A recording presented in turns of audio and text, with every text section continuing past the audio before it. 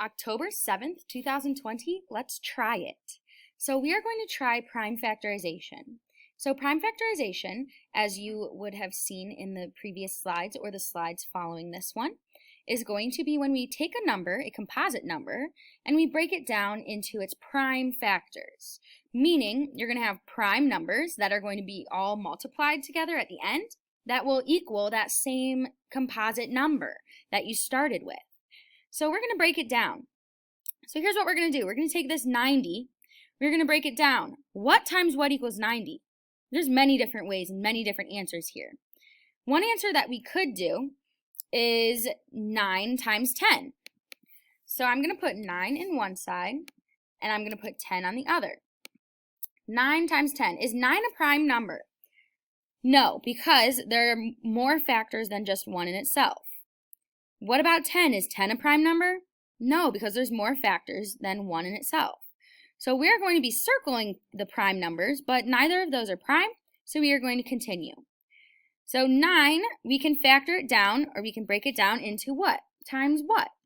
Well, 3 times 3. That equals 9.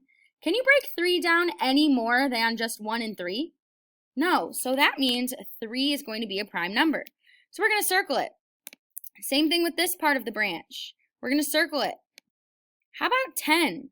10. What times what equals 10? Well, I know that 5 times 2 equals 10. 5 times 2 equals 10. So 5 is a prime number because you cannot break it down any further than 1 times 5. Same thing with 2. You cannot break it down any further than 1 times 2. So we have circled all of the prime factors. So now we do not have to go any further because there's no way to go any further. Now we're going to figure out the prime factorization. So in two different ways that you can see it and you can write it. The first way is when we take these prime numbers, we can write it as, okay, we would typically write it in order. So the smallest number, I'm going to actually put a little check mark or a little slash when we are done writing it. So there we go. All right, so the smallest factor is going to be 2. So 2, I'm going to put that down here. We're done with that too. The next smallest one is going to be a 3. I'm going to check off the 3. The next smallest one is going to be a 3 again, another 3. And then the last or the biggest one is going to be a 5. Or the next smallest one is going to be 5. Now, with all these numbers, you multiply them. We are going to put multiplication in between them. Kind of like our exponents, but this is a different way. So essentially, when you multiply 2 times 3, and then times by 5, you'll get 90. 90 will be your answer. So if you do 5, or for example, 5 times 3 is 15. 15 times 3 is 45, and then 45 times 2 is going to be 90.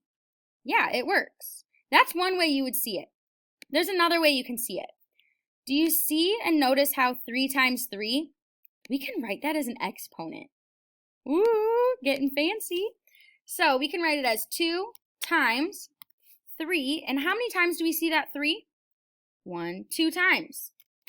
And then we can have our times 5. And essentially, all of these exponents would be a 1, because anything to the first power is itself.